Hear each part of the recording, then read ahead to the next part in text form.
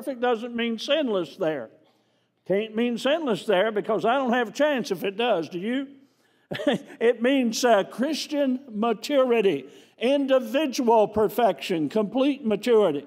I was preaching in a gospel meeting in a hollow not far from here. I preached in a lot of hollows up here, hollers they call them, and I preached in a whole lot of them in a lot of these little places up east of here, and I was in one, and I made the statement, Christians sin, and a man raised his hand and said, I don't.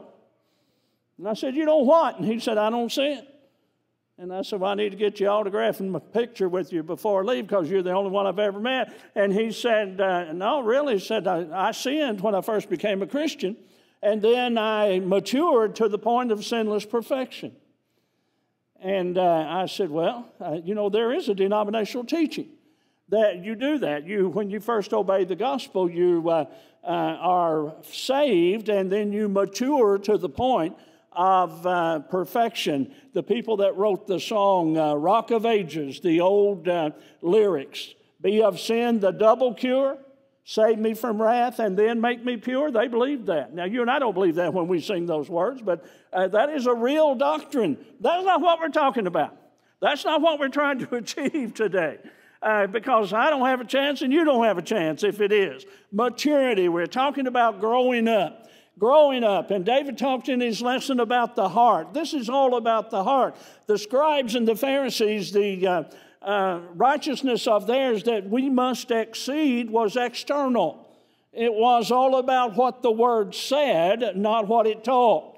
It was about, you have heard it said, you shall not murder. Okay, if I don't have to murder, man, I can do anything else, though. I can get right up next to the edge. I can call him names. I can throw rocks at him. I can blow up his house as long as I don't kill him. No, that's not what it teaches. It all goes all the way back to the heart. And so let's study Matthew chapter 5. Beginning with verse 17, he was accused by the scribes and the Pharisees of misusing and doing away with the law of Moses. And he said, that's not why I'm here. I'm not here to destroy the law and the prophets. I did not come to destroy, but to fulfill. For assuredly I say to you, till heaven and earth pass away, not one jot or tittle will by any means pass from the law till all is fulfilled. Whoever therefore breaks one of the least of these commandments and teaches them so shall be called least in the kingdom of heaven. But whoever does and teaches them, he shall be called great in the kingdom of heaven. And then he gives us our first bookend. Your righteousness has to exceed the scribes and the Pharisees. That's all he's talking about. He's saying they don't have it right. He's talking about their interpretation of the law. They were teaching the law of Moses with certain traditions that had been handed down. You remember Matthew 15 when he said they were teaching as doctrine the commandments of men, and therefore their worship was vain. You've seen that many times. They were teaching the law of Moses along with certain traditions that had been handed down from Jewish rabbi to Jewish rabbi. Well, Jesus came with a teaching that far exceeded the traditions of their fathers. His words were straight from the mouth of God. And the God who gave the law originally, they had added interpretations and traditions. He said they made the law of God of no effect. Matthew 15 and 15 and verse 6. He said, you make by your traditions the law of God of no effect. Therefore, he began to correct these false ideas and talk about the heart aspect of the law. You see, family, I'm afraid that we have members of the church who go through the outer motions and the heart is far from him. Please don't do that, because that's just a waste of time. The heart is from where it all comes. The heart. Who are you inside? That part that only you see, you and God. Your wife doesn't know about it. Your husband doesn't know about it. Only you. Well, God knows. And that deep secret part, that's the one that has to be right. And so how can a pursuit of perfection help create kingdom-centered lives in the mountains? That's our question. how do we react to 6 representative sampling situations that Jesus gives us? And these are not all the situations in which you will always find yourself, but the goal is to be perfect, just as your Heavenly Father is perfect. And so we go into a section of Scripture that you've read many times, and perhaps we will glean some truths from it that maybe you didn't think of or maybe you haven't thought of in a while. First of all, you have heard it said, you shall not be guilty of murder. Now, I doubt, maybe we have, but I doubt we have anybody in this audience on a Saturday morning who has ever murdered anybody. We may have. I had a nephew who killed a man one time, and he's dead now, but he has been and heard me preach, and so I couldn't say that with him in the audience, but probably not. But Jesus goes on far beyond. You have heard it said, you shall not be guilty of murder. In verse 21, and whoever murders will be in danger of the judgment. But I say to you, whoever is angry with his brother without cause shall be in danger of the judgment. And whoever says to his brother, Reka, you empty-headed fool, shall be in danger of the council. Whoever says, you fool, shall be in danger of hell fire. Therefore, if you bring your gift to the altar, if you show up at church on Sunday morning getting ready to partake of the Lord's Supper, if you bring your gift to the altar and remember that your brother has something against you, leave your gift before the altar and go your way and be reconciled to your brother, and then come and offer your gift. Agree with your adversary quickly while you are on the way with him, lest your adversary deliver you to the judge, and the judge hand you over to the officer and be thrown into prison. Assuredly, I say to you, you will by no means get out of there till you have paid the last penny. You know, family, things get broken when people get angry. Knuckles, holes in the wall, slam the door and the picture falls off and breaks. Marriages, relationships, angry words break hearts and ruin relationships. A nation gets angry at another nation and peace is broken and war results. Church unity, you ever seen church unity broken? If you never have, I hope you never do. I grew up in the 1950s. When the non-institutional wave came through our brotherhood and split families and split churches, good churches. And then I've seen some other things that split churches. People get angry. Anger can be one of the most destructive things in our life. I have 4 grandchildren. And when the oldest one's 22, and when she was a little kid, about 2 or 3, she had a really keen wit about her, and she's really sharp. And sometimes she could see Granddaddy's face starting to turn red and starting to get a little anxious about something. And she said, Granddad, you need to calm down. You need to calm down. Sometimes before we destroy relationships, before we even think to the point that would eventually lead to taking somebody's life, we need to calm down. And don't ever let yourself get to that point. 4 passages of Scripture come to mind. 1 John 4 and verse 20. If someone says, I love God and hates his brother, he's a liar. For the one who does not love his brother whom he's seen, how can he love God whom he's not seen? And this commandment we have from him, that the one who loves God should love his brother also. Well, you know Christians who don't like each other. You know Christians who maybe have spoken badly about one another. You perhaps know some who one will sit on one side of the room and some the other. Well, we need to reconcile those kinds of things, brethren, because that's the kind of thing that leads to trouble. And Hebrews 12 and verse 14, pursue peace with all men and holiness, without which no one will see the Lord. We all want to see the Lord, don't we? I want to be where He is. I sing about heaven all the time. I want to go where He is. And so we need to pursue peace with all men. See that no one comes short of the grace of God, that no root of bitterness springs up, causing trouble, and by it many have been defiled. You know Romans 12 and verse 18, if it's possible, as much as it lies with you, live at peace with all men. Well, I sleep better when I'm doing that, don't you? I feel better when I'm at peace with people. It really bothers me to know that I'm on the outs with somebody. And it ought to bother you. And so as much as it lies with you. Well, what's that tell you? Sometimes it doesn't lie with me.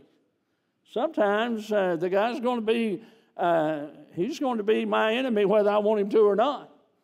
And he's going to be, he doesn't want to be reconciled. Does that give me the right to hate him? No.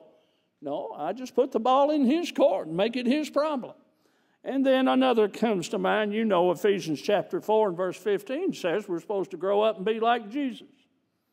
Grow up. That's one of our goals here with this talk, isn't it? Mature to the point that you're not just saying the words, you're doing what the words teach. And so grow up into Christ, who is the head. And then Ephesians 4, 26 and 27, be angry and do not sin. Do not let the sun go down on your wrath or give place to the devil. Now, society says that if I disagree with you, I can unload on you. If you get my French fries cold, if you serve my French fries cold, I can go back and call you names. That society says I can do that. If you get my change wrong, I can call you all kinds of things and say, where'd you go to school? How in the world did you learn math? Or what happened to you? And I can say all kind of it, but no, I can't. Why not? Because David said I'm supposed to be salt and light. I'm supposed to be shining my light.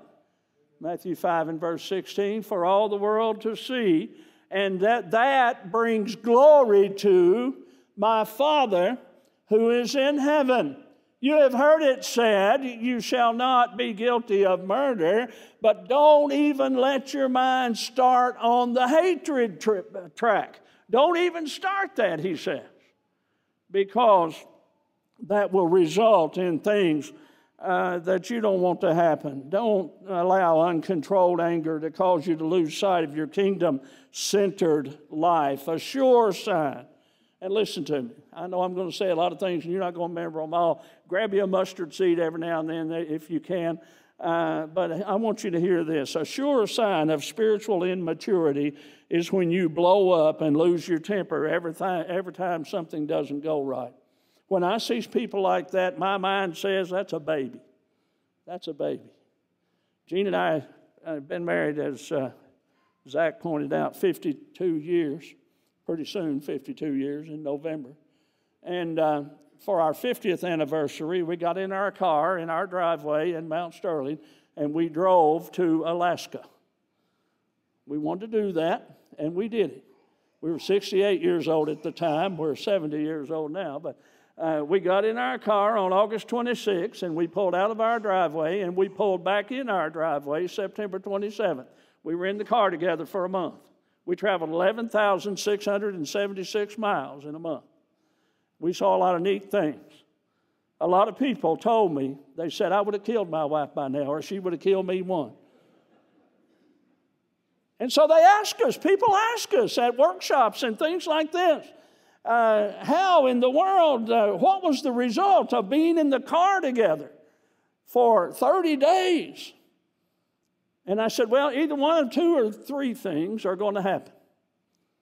You're either going to kill each other, never speak to each other again, or you're going to be closer. Now, we came away from that trip closer, even after 50 years of marriage. Or at least I did. You have to ask her after a while. But now, who determines that, though? Who determines how these situations come out? I do. My attitude. That's what Jesus said. The second one was, you have heard it said, you shall not commit adultery. But I say unto you that everyone who looks at a woman to lust after her has committed adultery with her in his heart. Marriage is such a sacred and wonderful thing. And one of the most hurtful things a man or a woman can do is to be sexually unfaithful and shatter that trust. David alluded to John chapter 8 and verse 1. There are two big sins right there in John 8 and the first 12 verses. A woman was caught in adultery, and some translations are really graphic. They say she was caught in the very act. Somebody opened the bedroom door at a very inopportune time. And they brought this woman before Jesus. Now, if you read all of that, he was at a feast in Jerusalem speaking, and he always drew the big crowds. He would always be in the big room at Polishing the Pulpit, up on the stage, and on the Jumbotron. I mean, he's there. And they drug this woman up in front of him and put her down and said she committed adultery. And our law says that we're to kill her. We're to stone her to death. And their law did say that.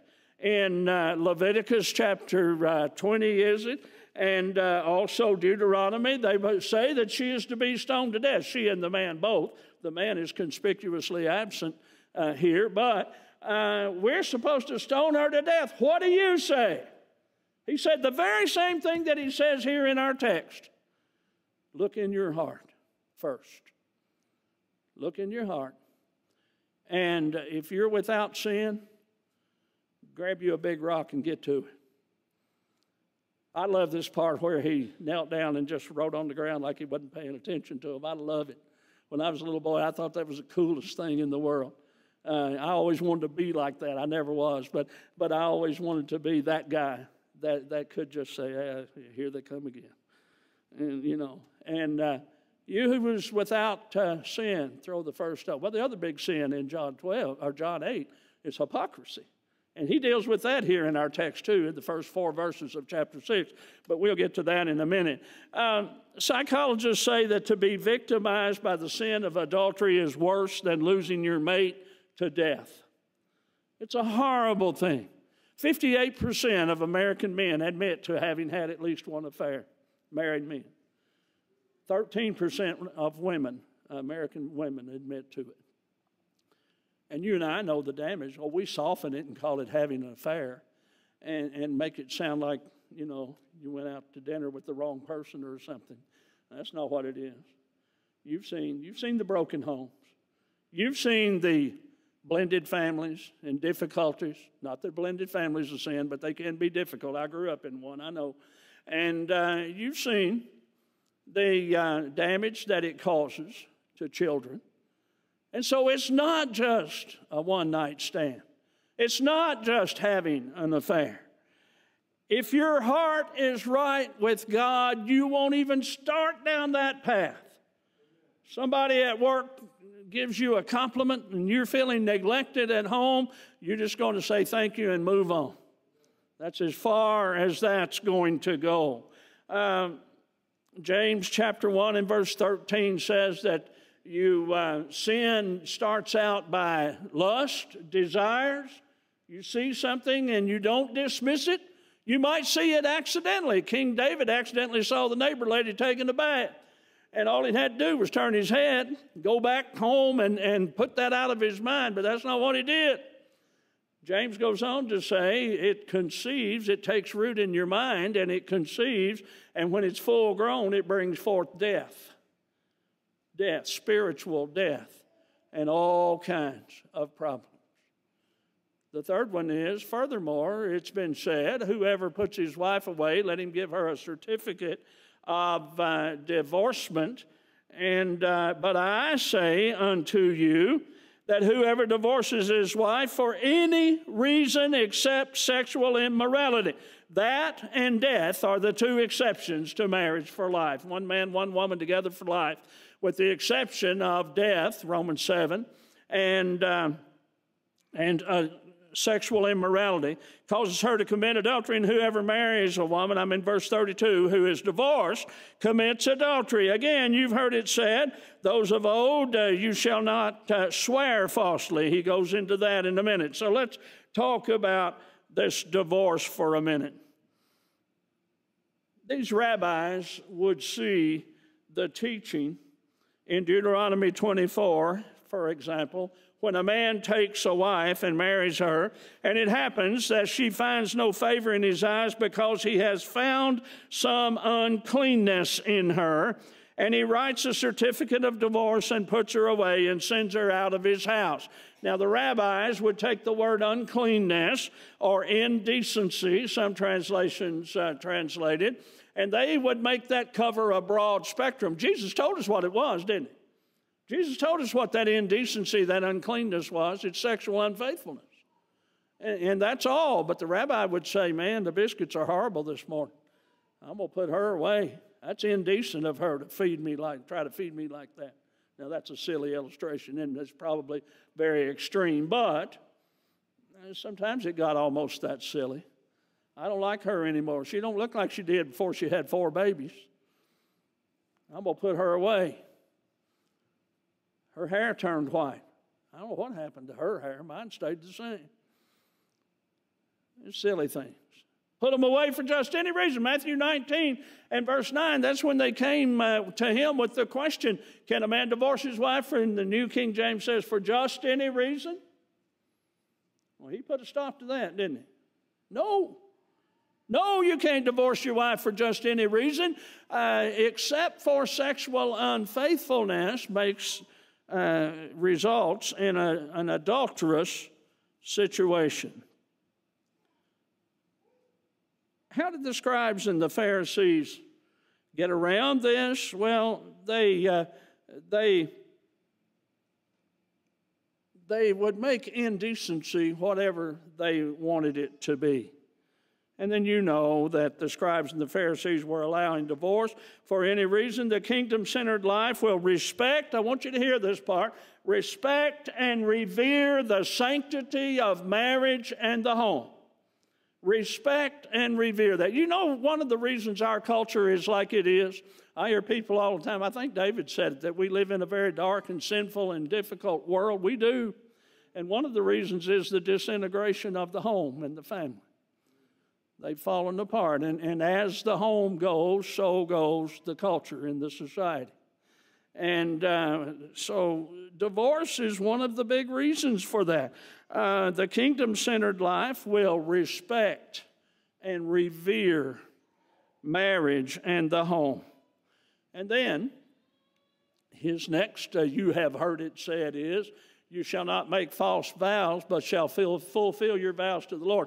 Man, these scribes and Pharisees were really good at word games, at mind games. They would take a word like you shall not murder. Okay, I can do whatever I want to as long as I don't murder. You've heard it said you shall not make false vows, but you shall fulfill your vows to the Lord. As long as you vowed something to the Lord, but if you vowed something to Johnny the Master, and you can figure out a way to get out of it, go ahead. Nobody's going to say anything about that. That's what they were doing. And they were changing those things around. And in verse 33, read with me. Again, you've heard it said of those of old, you shall not swear falsely, but shall perform your oath to the Lord. I say to you, don't swear at all, neither by heaven, for it is God's throne, nor by the earth, for it is his footstool, nor by Jerusalem, for it's the city of the great king, nor swear by your head, because you can't make one hair white or black, but let your yes be yes and your no, no, for whatever's more than these is from the evil one. You ever heard this phrase, your word is your bond? It should be. It better be if you're a Christian. You better be reliable, and reliable enough so that people will know when you say something, you mean what you say. And they can, I remember in my dad's generation, and my granddad too, that I remember I followed my granddad into the bank one day in Mount Sterling, and he walked up to a man and talked for a few minutes, and the man handed him $100. Now, this was a long time ago. $100 was a lot of money. And they just talked and shook hands, and the man handed him $100, and I followed him back out onto the street. And I said, hey, can I go in there and talk to that man and get me $100? And he said, well, it's a little more complicated than that. And I said, you didn't sign any papers or anything. And he said, he knows I'll pay. He knows I'll pay. You can't do that now. You can't even get close to that now, can you? Because the word is not always the bond. People swear by lots of things that they can't control. And boy, on television, they use God's name in vain and swear by him. Well, you can't do that because you can't control what he does. He knows what he's doing, and he's not going to say, well, since somebody said that I would keep my word, I've got to do it because I don't want that man to look bad. No, you don't have control over that. Let your statement, I like this, let your statement be yes, yes, and no, no. And anything beyond that is of the evil one. It's simple. If you say yes, keep your word. If you say no, keep your word. Don't play word games and try to get out of doing what you said you would do. That's what they were doing. And he says, if you're going to mature and you're going to have the kind of heart that you're supposed to have, you're going to have to be a man or woman of your word. Do what you say you will do. You've heard it said, you shall love your neighbor and hate your enemy. I want to think about that. You've heard it said, you shall, I missed one, eye for an eye and tooth for a tooth. Let's go back and talk about that. Boy, they've gotten this so much out of context. So people get things out of context sometimes. You've heard it said, an eye for an eye and a tooth for a tooth. Look at verse 38. But I tell you not to resist an evil person. And the reason people have trouble with this slap the other cheek teaching is they don't understand what's being taught here. Whoever slaps you on the right cheek, turn the other to him also. And if anyone wants to sue you and take away your tunic, let him have your cloak also. And whoever compels you to go 1 mile, go with him 2. Give to him who asks you, and from him who wants to borrow from you, do not turn away. And so we see that, and people say, oh, you're a Christian. If I slap you, will you turn there and let me slap you on the other side? Probably not. I'll probably hit you in the nose if you slap me. But that's not what this is talking about. They had taken this eye for an eye and tooth for a thing completely out of context. If you look at Numbers 30 and verse 2, Leviticus 19 and verse 12, and Deuteronomy 23 and verse 21, here's what that's talking about. It was to ensure that compensation was fair. If a man destroys one of my eyes, the punishment for him is one of his eyes. That's compensation, restitution, if you will. And they were trying to make this some sort of loophole that wasn't even there. If someone does injury to you, the authorities have the right to enact that level of injury to them. It has to do with making restitution for damages. Here are some of the ones. If you take an eye, you give an eye. The exact equivalent in restitution. If you took a tooth, you gave a tooth. If you took a calf, you gave a calf. It's the principle of exact equivalent. If it was a law, it was a law that was designed to keep someone from being unfairly undercompensated or overcompensated. That's what it was. It had nothing to do with vengeance. It had to do with justice. It protected the victim by giving just restitution, and it protected the wrongdoer because it limited the compensation that a victim would receive. Now, we could go into a big diatribe right here about lawsuits, couldn't we? But I'm not going to. I'm not smart enough to do that, and I don't want to. The law found in Exodus 21:24 and quoted in Matthew 5:38 had nothing to do with retaliation, had nothing to do with vengeance.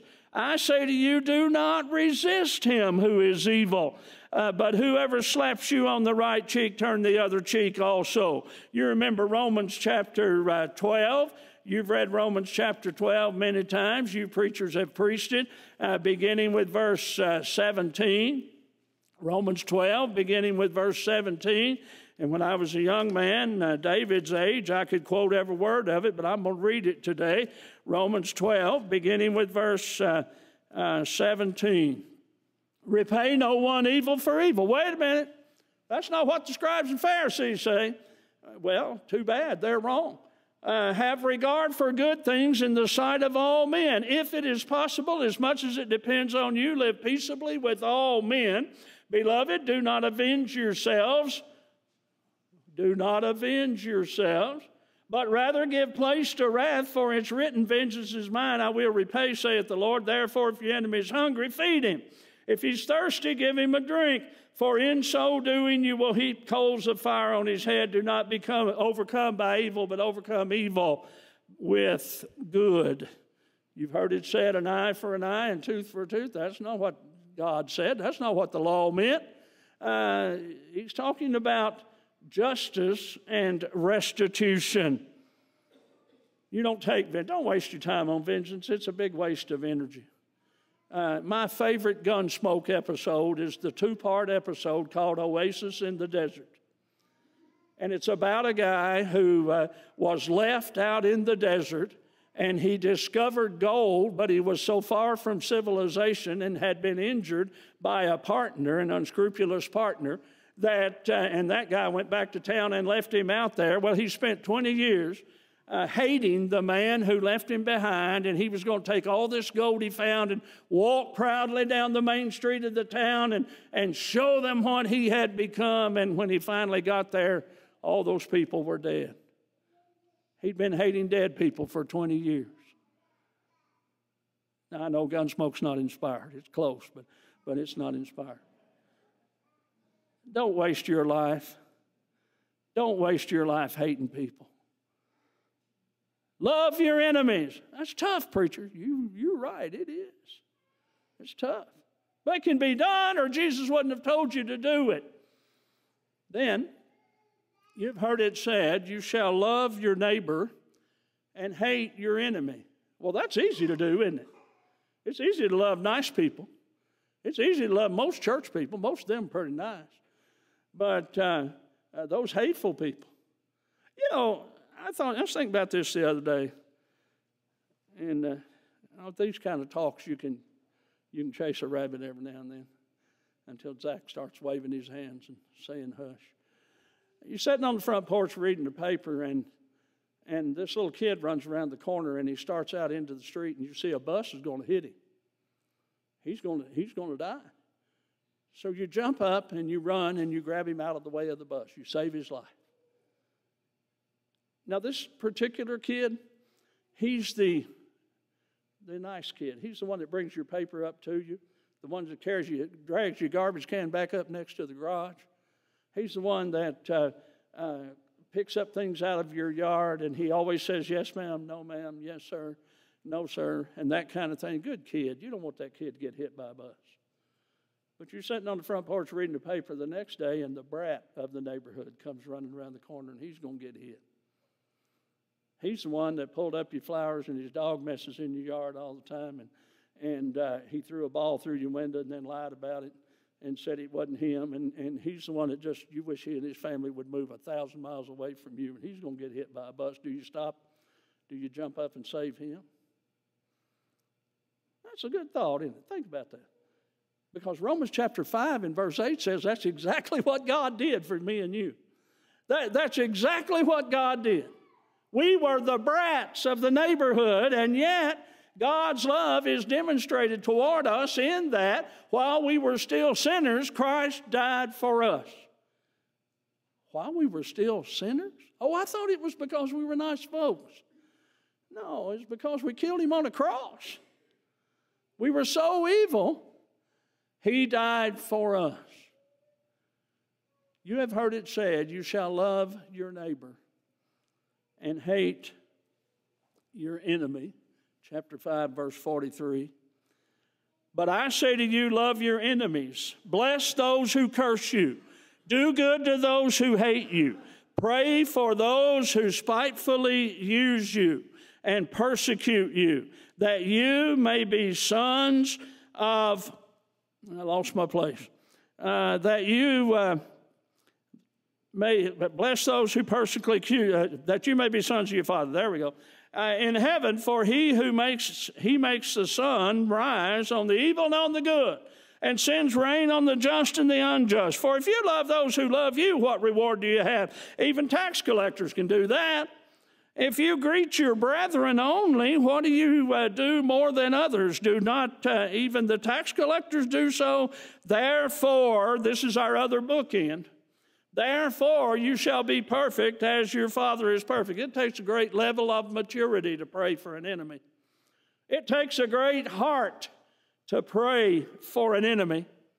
It takes a mature Christian, somebody that Ephesians 4 and verse 15 is growing up to be like Jesus. Jesus died for his enemies. You know, I grew up in the church. I'd never been in any other religious organization. My mother took us to church when we were infants, like 2 weeks old, and from then on. And I've always thought about this idea of Jesus hanging on the cross or Stephen being stoned to death and saying, Father, forgive them. They know not what they do. You reach that level of maturity, you're well on your way to becoming like Jesus. To where you can say, well, you know, I'm one of 6 elders at Rolling Hills, and we have some really good patient men in that eldership. And sometimes something will come before the eldership, and some of the younger elders, we've got elders in their 50s, and then some of us in our 70s, and one in his 80s. And some of the younger elders would say, well, I think we ought to just stand up and tell the church what a cad this guy is and just deal with him. And some of the other elders will say, well, you realize that he's having some health problems. You know, you realize that his family is really making it difficult on him. You realize that otherwise he wouldn't be. You see what I'm talking about? There can be causes for enemies to treat you bad. Gene and I have a standing joke. We have a whole bunch of them now. We've told jokes together for so many years that all we have to do is say the punchline. We don't have to tell the joke. We could just say, we'd be driving down the road and I'll say, don't his suit look nice? And she'll start laughing. Or I'll say about the 2x4s, I want them a long time. I'm going to build a house with them. Or, you know, just something silly like that. Don't you love it when you get to the point of being mature enough to love your enemies? Gene and I have I was going to tell you this joke. If somebody's hateful to us, we'll look at each other and say, maybe his feet hurts. Maybe his feet hurts. Because both of us have aching feet quite often, and sometimes that'll make you grumpy. And so if somebody's mean, a clerk acts like he'd rather be doing anything other than waiting on you, and on the way to the car, she'll say, well, maybe his feet was hurting, give him a break. Well, I don't know what you're going to say to give him a break. Give him a break. They're lost and dying, and they're under a lot of pressure. And you be the light. You be that beautiful, shining light to them. And then, the next part of our lesson is mature beyond hypocrisy. Don't do all this to be seen by men. I would have quit preaching a long time ago if I were preaching to be seen by men. Eddie would too. That's not why we do this. First of all, I'm not much to look at. If I was doing it just to be seen by men, I'd be in trouble. And secondly, it goes so far, so much farther, so much deeper than that.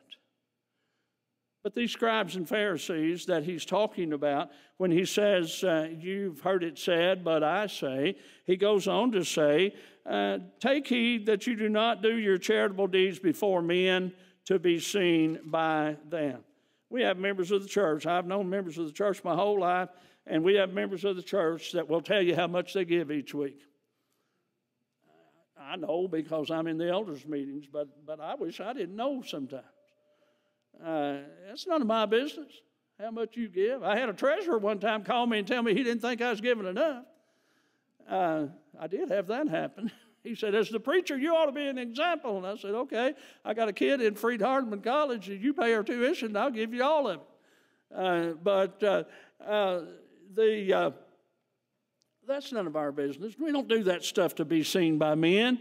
Otherwise, don't you love this? Otherwise, you have no reward from your Father in heaven. Therefore, when you do a charitable deed, don't sound the trumpet. Can you see them doing this? Sound the trumpet. Da-da-da, I've got $500 in my pocket, and I'm going to put it in. Watch, everybody, here it goes, in the plate. A trumpet before you, as the hypocrites do in the synagogues and the streets, that they may have glory from men. Assuredly, I say to you, they have their reward. That's all they're going to get. That's all they're going to get. Oh, man, that was very generous of you. Boy, that sounds like a bad trade when you're talking about heaven to me. Just a pat on the back. That's all they're going to get. Verse 3, when you do a charitable deed, do not let your left hand know what your right hand's doing, that your charitable deed may be in secret, and your Father who is in secret, sees in secret, will himself reward you openly. It's hypocritical. Hypocrisy, you know what it is. It's acting like something you're not. It's a theater term. You're acting as if you're something that you're not. And Jesus, boy, he just jumped on them with both feet in Matthew 23, didn't he? Those hypocrites. He said they strain out a gnat and swallow a camel. They go to the point of measuring out these little spices and giving exactly 10% of them, but they never heard of justice, mercy, and faith, the real weighty matters of the law. When they teach you the law, Matthew 23, 1 through 7, they're teaching you the law, do what they say, but don't follow their example, because they say and do not do. And they convert others. He said they make others, when they go out and land and sea and proselyte somebody, they make them twice as much a son of hell as they were. How would you like for the preacher to tell you that one Sunday morning? That's a pretty strong sermon, wasn't it?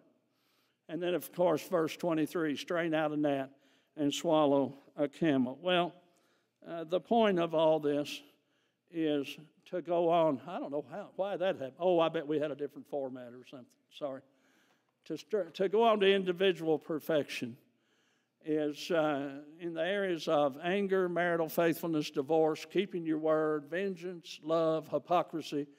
Those are just representative samplings of immature behavior. The answer is to go and follow what is written. But listen to me. Here's what I want you to put in your pouch. They taught us in preaching school years ago to always give them something to put in their satchel and take home with them. Here's what I want you to take home with you. You not only follow what is written, you follow what's being taught by what is written. You follow me? You can read words and say, okay, the word. That's what the Pharisees and scribes were doing, wasn't it? That's what they were. Oh, it says don't murder. I can do everything else. No. What's being taught? Treat people better than you've been treating them. Well, the point of it all is to stop playing games in an effort to avoid what we know to be the truth. God's not interested in playing our little games. And so the key to becoming a kingdom-centered, perfectly mature Christian, work on that heart. Work on your heart. Thank you for listening to me.